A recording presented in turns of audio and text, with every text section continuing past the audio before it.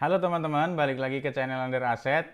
Kali ini saya ingin berbagi tips tentang bagaimana mencari ide bisnis di kalangan mahasiswa, atau mungkin bisa juga diimplementasikan untuk yang teman-teman masih pelajar ya, masih SMK atau SMA sederajat, yang bisa jadi ini dapat membantu teman-teman dalam menentukan pilihan bisnis untuk menambah pemasukan dan syukur-syukur sampai bisa menabung di pada saat masih kuliah atau masih menjadi pelajar, atau bisa dikembangkan setelah lulusnya nanti ya gitu. Jadi saya ada beberapa tips yang mungkin bisa teman-teman lakukan untuk mencari ide bisnis yang kita inginkan.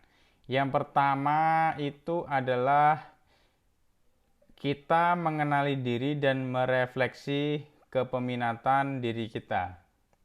Jadi, asumsi saya bahwa teman-teman ini udah di usia sekitar 17 sampai 22 tahun, atau teman-teman yang masih pelajar, masih SMA atau SMK, mungkin sudah mempunyai gambaran untuk menggali interest dan mengukur pemahaman tentang apa yang sudah kita minati. Jadi kalau saya asumsikan di usia SMA atau SMK ini, atau teman-teman yang udah kuliah ini, saya rasa udah memiliki kecenderungan tentang saya ini suka dengan apa sih gitu. Nah, saya asumsinya seperti itu.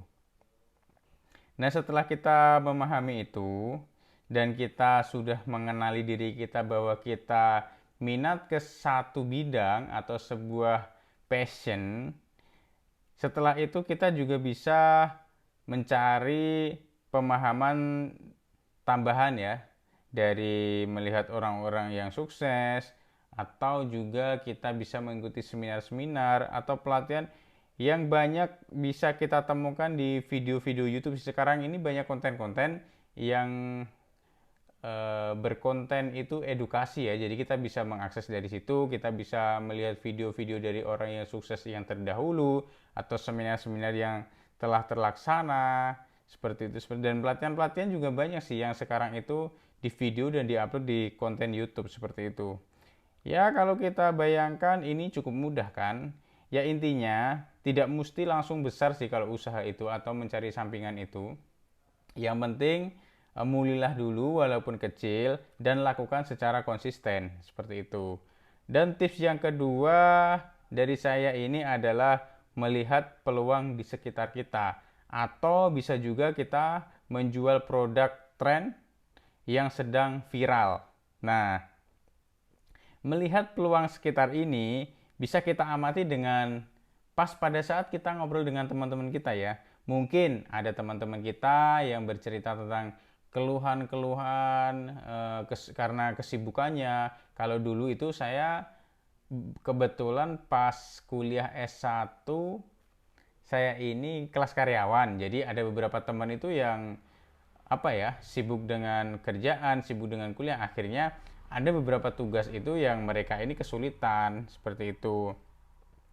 Selanjutnya kita bisa menawarkan solusi sih, atau menawarkan bantuan kepada teman-teman yang mungkin kalau saya dulu itu karena kelas karyawan, jadi yang sibuk dengan kerjaan, ada beberapa tugas yang mungkin uh, kelewat seperti itu. Nah, seperti contoh paling kecil, paling sederhana, misalkan ngeprint tugas kuliah. Nah, seperti itu kan kita juga bisa menawarkan solusi ya. Kita bisa, bagaimana kalau saya bantu buat ngeprint gitu. Nanti kita bisa dapat ya, entah walaupun nggak seberapa, tapi kalau misalkan kita himpun selama masih masa kuliah, itu juga bisa menambah masukan buat kita seperti itu.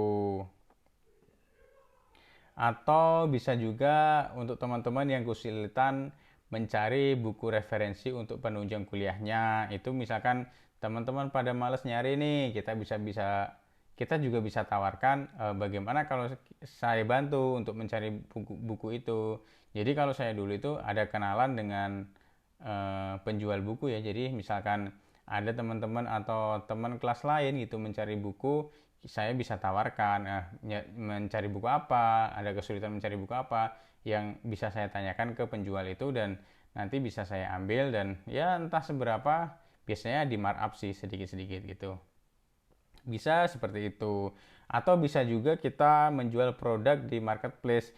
Kalau kita lihat sekarang kan tren penjualan di seperti Shopee, Tokopedia, Bukalapak, bahkan di sosial media seperti Instagram, terus WhatsApp, ini kan cukup viral ya dan cukup rame. Banyak orang yang bertransaksi di platform-platform ini. Jadi di era sekarang ini saya juga melihat data dari data Indonesia.id, tingkat belanja online juga terus meningkat ya. Dari zaman pandemi kemarin sampai sekarang yang udah dibukanya PPKM, tren pembelian online ini terus meningkat seperti itu. Jadi kita juga bisa berjualan di sana. Kita ada ini sih, ada cara mudahnya sih, biar kita meminimalisir modal kita itu dengan cara dropship seperti itu. Terus selain dropship juga kita bisa amati, kita mencari tren barang yang sedang viral ya, karena bisa kita lihat juga sih pas pada saat pandemi dulu kan pemerintah menetapkan bahwa masyarakat harus menggunakan masker. Nah, di saat itu juga kita harus melihat peluang. Oh, berarti wajib masker. Artinya permintaan masker di masyarakat ini bakal meningkat. Nah, disinilah peluang yang bisa kita ambil. Kita bisa berjualan masker pada saat sedang viral-viralnya seperti itu. Nah, itu juga menjadi ini sih, menjadi ide bisnis atau ya bisa menambah pemasukan kita sih kalau kita bisa memahami peluang-peluangan seperti itu. Dan tips yang ketiga ini yang mutlak sih menurut saya harus dilakukan oleh teman-teman semua. Yang ketiga ini adalah mengimplementasikan atau menjalankan ide tersebut. Karena ya kita semua tahu ya teman-teman, tanpa kita menjalankannya, semua yang sudah dirancang ini tidak akan menjadi apa-apa dan kita juga tidak dapat menghasilkan sesuai harapan kita ya.